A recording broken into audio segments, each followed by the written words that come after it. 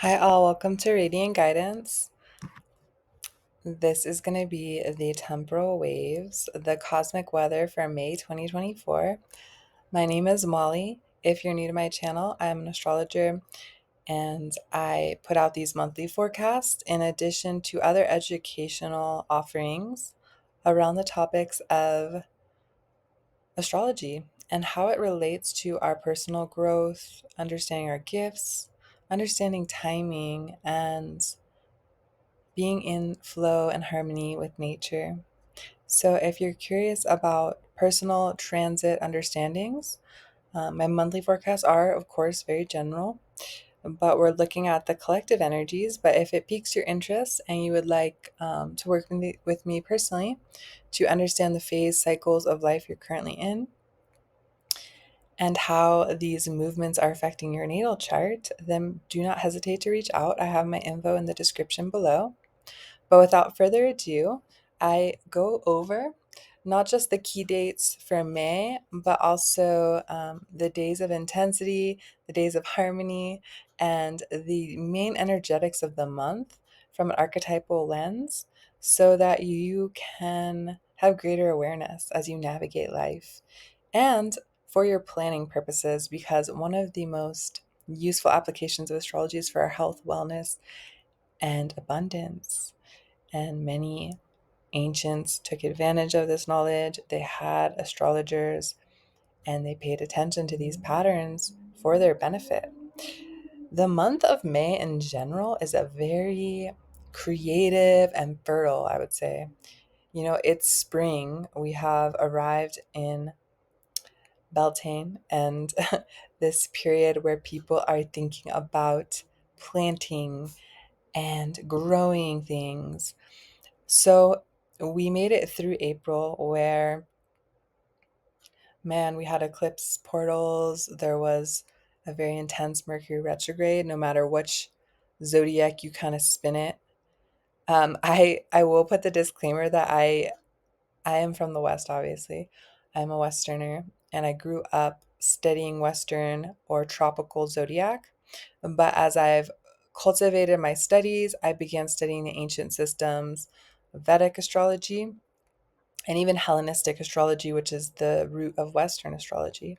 So I try to use the best of both ancient systems to understand what's going on. In other words, I will keep in mind not just the tropical zodiac signs, but also the nakshatras, these beautiful actual constellations in the sky that are being impacted by these movements.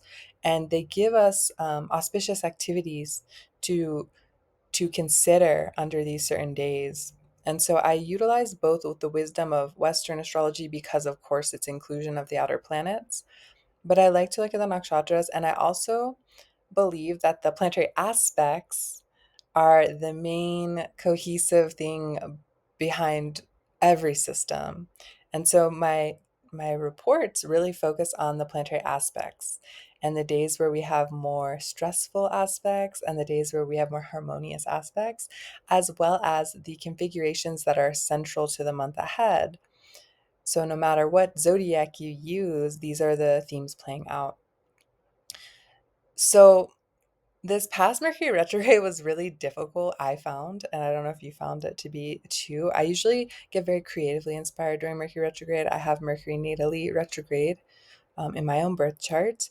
It is a time of that more like inward expansion of our mind and communication to the intuitive side of things, which I very much appreciate. The Mercury retrograde in tropical Aries, I found there was a lot of kind of aggressiveness with certain people and communications and encounters with just random people, not people I know well, but I felt that tension of just like a misunderstanding kind of energy. And I dealt with a lot of setbacks with just technical things, transportation things, like all of that stuff, everything that could go wrong did. And normally I don't really like have that much of a thing. But it is interesting to note that this retrograde was debilitated, in the sidereal zodiac in Pisces. So Mercury's debilitated in Pisces and retrograde in its debilitated sign. So, and I talked to some other astrologer friends and people I know, and they said they found it to be extra challenging. So comment below, how was the retrograde for you? We're still in the post shadow of Mercury retrograde. I would say give it another week at least, just to play it on the safe side before doing anything major, like any major surgery, any major contract, kind of, et cetera, et cetera. Pluto just stationed retrograde today, May 2nd, and it will be retrograde until October 11th. What is Pluto retrograde? We don't really hear about this a lot. Well, Pluto, I'm sure you know, is the planet that has us facing our shadow. And so Pluto retrograde is all about transforming our inner world, doing our inner alchemy, you could say, potentially looking at shadowy things within ourselves, right? And transforming ourselves from the inside out, I would say. And so anything where you can be doing that kind of excavation on a personal level will benefit you for the rest of the year, really, because as you see, it doesn't go direct until October 11th. So let's get into some of the key dates for May. I'm going to talk about the major lunations, the new and the full moon, as well as a very special auspicious day we have in May, according to these cosmic calendars. So May 7th is the new moon in tropical Taurus. This will be, according to the sidereal star-based zodiac, in the nakshatra Bharani. And this particular new moon is it's gonna potentially be bringing surprises, right? It's conjoining the Venus Uranus action we have going on in Taurus. It can be all about breakthroughs, new visions, spontaneous beginnings. And I also think of Venus, because it's our value system and it can be even income sources of income. There could be unexpected blessings coming into one's life, right? Jupiter's also in this mix. I did a video on the Jupiter Uranus conjunction on my YouTube if you're curious about that alignment. But the symbol for Bharani is a yoni, which is essentially a female reproductive rendition of the female reproductive organ. And Bharani is all about the connectedness of birth and death. The planetary ruler of the nakshatra is actually Venus, which is in this amplified by this new moon. And so it may be that there are like sudden experiences, things we didn't anticipate, surprises that maybe bring certain things to an end, but like later we realize, oh, that was actually a good thing. Or, in the moment it can be jarring because Uranus is a uncomfortable energy sometimes. It's not what we had planned, but it could kind of be those like blessings in disguise kind of moments that get revealed with this new moon or begun with this new moon. Um,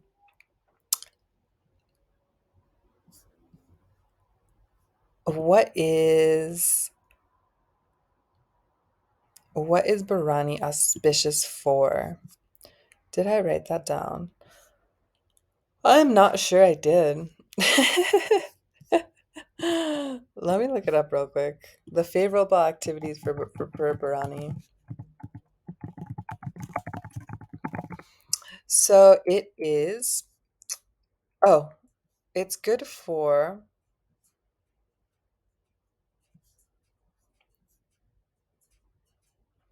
destruction. That's right. It is a destructive nakshatra. It's a fierce nakshatra. So anything that like again, that's where this like Uranus energy is coming in. It can be things that like break down to break through.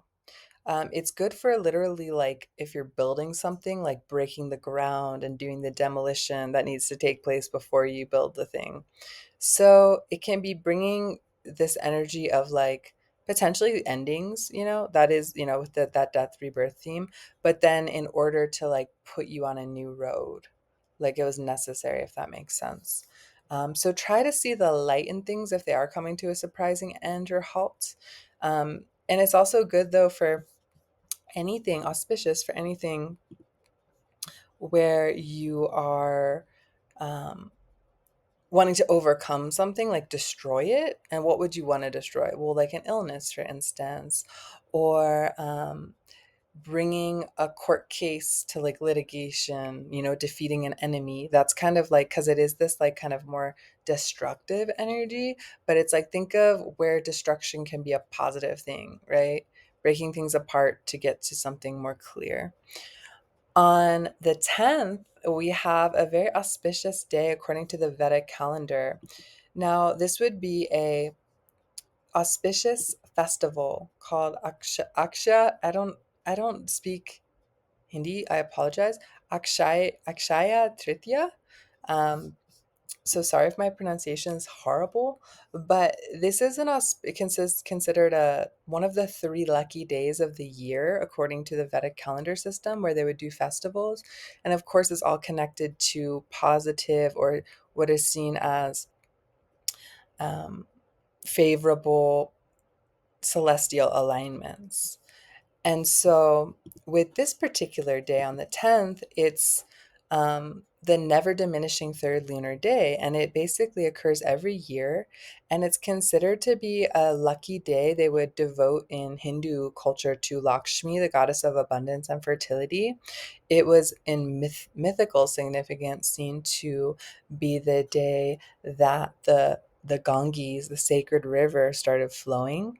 It's also commemorated as the day that the Mahabharata, the well-known epic, was written or begun being written. And so anything that you want to get like a solid blessed start is considered very good for this day. So any practical beginnings, business ventures, um, n- new starts are considered extra auspicious under this day, and doing spiritual practice. So, any sort of good deed, any sort of donations, service, karma yoga to people in need, feeding hungry people, donating to different charities, utilizing your energy that day to do something good. It's considered to deliver like a greater benefit. So, keep that in mind. And why is this? Well, the sun and the moon are in sidereal Aries and Taurus, respectively. They're places of exaltation or maximum strength. So that's why this kind of day came about as an important date. On May 23rd, we have the full moon in tropical Sagittarius in the constellation Anuradha.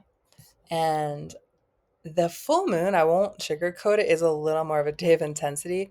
The moon is actually in sidereal Scorpio, which is considered its debility. So the moon isn't getting like a good boost in the sign that it's in. And it's also facing a little bit of stressful aspects, because there's a close conjunction of Mars in the North Node, also known as Rahu, which is a shadow planet. And so this is considered to be like a kind of flammable combination, Mars with the North Node. And being a full moon, there's already that like buildup of energy. And so people can be more impatient, rushed, easily irritated. So just keep that in mind, avoid conflict, of course. Some of the major aspects, before I get into the days of intensity, one of the major aspects of May is this square of Venus to Pluto. I'll get into it because I'll talk about this in the days of intensity, but the 30th, a few days ago, this was nearing exact, and we're still in the orb of this Venus square Pluto. And so Venus is everything we find valuable, it's our relationships. And so the square to Pluto brings a tension of needing to kind of face some uncomfortable or harsh realities, or go into the underworld, so to speak, with Pluto, around those themes. And so it's like it can give us greater depth and greater intimacy, but it might be uncomfortable. If you're a person that has Venus with Pluto in your natal chart, I did a number of videos with my friend Mario on that natal aspect, but you're already kind of used to that energy, and you actually kind of gravitate towards that. But the idea is that it's challenging, right? Like things might get exposed and unearthed that are uncomfortable or kind of ugly. But then it's like, what do we do with that? Does that allow us to have more authenticity, more intimacy, perhaps? So May 4th is one of my first days of intensity because we've got the moon conjoining Mars, which can be, again, kind of inflammatory. Um, It can also be very like energizing, right? Or impulsive. So I always noticed when I worked in sales, when the moon was in Aries or with Mars, people are like buying a lot more stuff. So depending on the context, days of intensity are not just like throw in the towel, right? It's just to be aware where the energies are at. And again, you always want to look at your personal transits because if it's making some positive kind of aspect to your natal chart, it might manifest a little differently. But we are talking about the general geometries. So yeah, May 4th would be the first day of intensity. May 11th, we've got the moon squaring Mars, which is also with Rahu or the North Node. Um, and still that Venus square to Pluto. So this could be like potential um, conflict energy, moon square Mars, or impulsive, rushed energy where we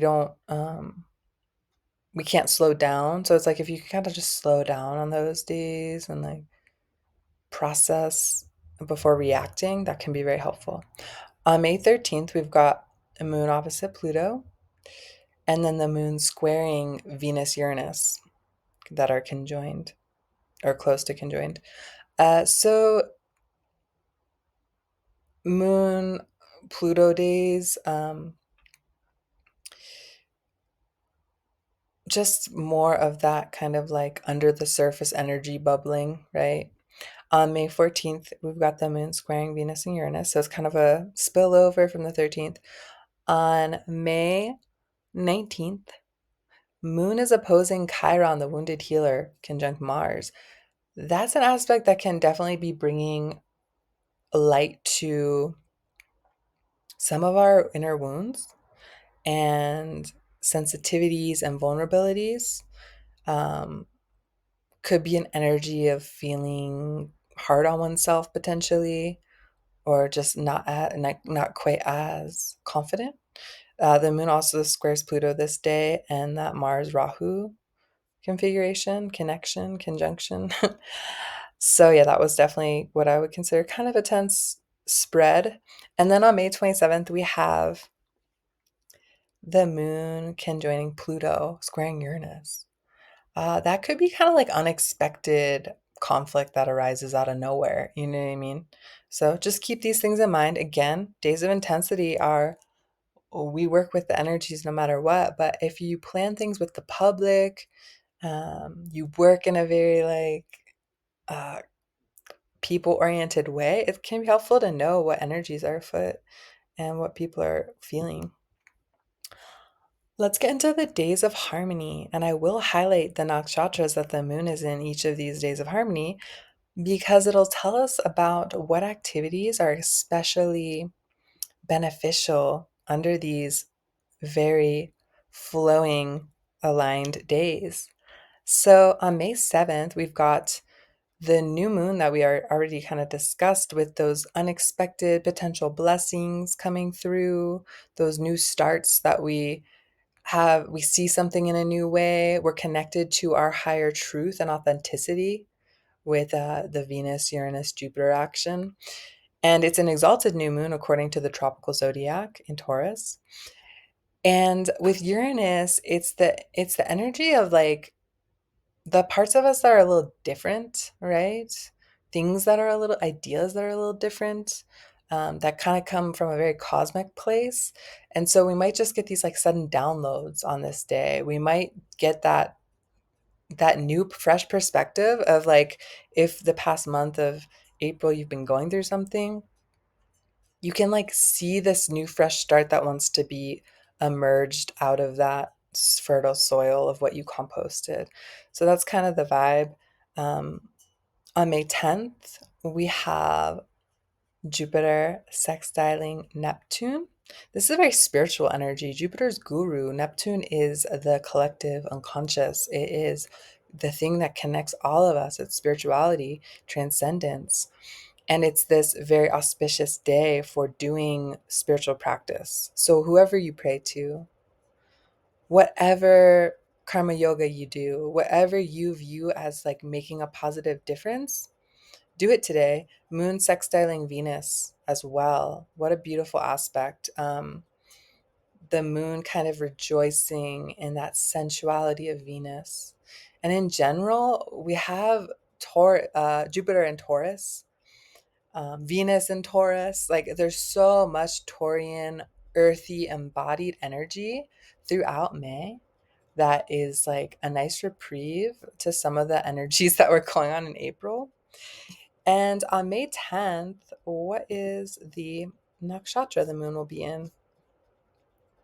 The moon will be in Punarvasu, the star of renewal. It'll be in the constellation that is the power of life to regenerate and recover itself, enlightening the world with hope and calling in a new dawn. Wow. That is powerful. And it's a very auspicious moon configuration for pilgrimages, like a spiritual pilgrimage. So maybe you go somewhere in nature that you feel really connected to and pray, meditate, whatever you like to do. Planting seeds, gardening. It's a nakshatra beneficial for the imagination, meditation, teaching, working with children, and also for buying a home or vehicle. And as I talked about with that auspicious day, any like thing you've been wanting to start, this would be a great day for it. Like if there's been this vision you've been brewing on or something you want to launch, any sort of proposal, that you want to like put out into the world, do it with this intention. On May 15th, we got the moon trine Mercury. Hold on, my computer's running low and I don't want any mercurial post shadow interruption. So I'm going to plug that in. Okay, so May 15th, we've got the moon trine Mercury and Venus in Magha Nakshatra. This is the star of our ancestors and power and regality. That's why the throne is there. And the sun is conjoining Jupiter almost exact within like 2 degrees this day. And with Sun and Jupiter, they're very similar energies. They're very warm, expansive, and life affirming energies. Jupiter's guru, and Sun is like that leadership light that emanates. So, and Jupiter is also health and healing. So they're both kind of planets of vitality. So joining together, I feel like, is a very kind of blessed and very embodied in Taurus kind of energy. And with the moon trining Mercury and Venus, this could be a really good time to get ahead in something, get into a higher position. That's what Magha is all about. So say you're trying to elevate, you know, your position in your workplace. You want a raise, you want a promotion, or you work for yourself, but you need a favor from someone who's in some sort of authority, or you don't even have a job, who cares, but you need to you need to do something with people in authority. Like I'm trying to think of an example. I mean, like a court case would be a good example. Like you need someone kind of to like favor your side of a situation, or you have to go to the DMV and get something registered. Um, so you need kind of the help of people in authority. Just to give an example, like say it's like a kind of challenging situation where you could really use the help of someone in authority. This is a great day to conduct that thing, to get that kind of help or aid from that higher position. It's also a nakshatra that's great for honoring ancestors, because Magha is all about like the lineage that came before us, etc. It's also great for ceremonies, performances, parades, studies like research, and also upgrading equipment. So if there's something you've needed to buy, a purchase you need to make for an area of your life that would improve your life in some way, this would be a good day to get it. On May 17th, we've got the moon trining Jupiter and Pluto, a grand Earth trine in the tropical zodiac. A very materially oriented energy, right? And potentially uh, tapping into greater commitment of something, because the nakshatra it's in on the 17th is Uttara Falguni, the star of patronage. And what is patronage? That's getting people to honor your organization, your vision, your idea, right? So business things can be good for like administrative kind of things, selling things, buying things. Also, anything with a union of the masculine and the feminine. So marriage, vows, anything where you're like bringing something into more solidity would be really good for this day, and beginning anything new. It's also for sacred union. So that's all that kind of needs to be said about that. And then finally, we've got on the 18th, my head is blocking this last date. I'm so sorry.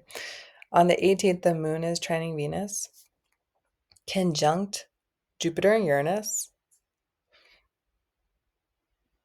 So the moon is trining. I'm going to rephrase this so it's less confusing. The moon is illuminating through a very harmonious, flowing trine aspect this Venus, Jupiter, Uranus stellium in Taurus. And the moon is also trining Pluto. So there's this, again, powerful, generative energy that we can tap into on the 18th. And it's auspicious. Let's see. I don't even have notes for this one. I'm so sorry.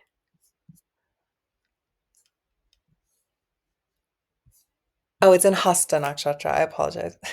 I did look into this. So Hasta is the golden handed. So anything that we work with our hands, we do hands. If you do like healing work with your hands, if you're acupuncturist, Reiki master, massage therapist, crafter, anything where you're working with these guys, which we tend to every single day, but you know what I'm saying. There's a certain emphasis on the golden handed, right? And so it's a very lucky nakshatra for a lot of different activities that we would want to undertake. And I think that is kind of it. If you guys have any questions, comments, insight of your own, comment below. If you're looking to find classes where I teach about various um, practical applications of astrology for self development, for better relationships, for electing certain activities, for living, for knowing where to live and travel to, astrocartography, check out my website. The link is in the description box below. If you press that little downward arrow, it'll like open another box and you'll see links to book a reading session. You'll see links for what else is on there? Oh, if you want to donate to my channel, I really appreciate that. Or if you just want to share, subscribe, or like the video, it really benefits me. It's my labor of love. And so it just gives me feedback to continue with my passion, that people are getting some sort of value from it. And I wish you guys a very happy, joyous May. Have a beautiful day.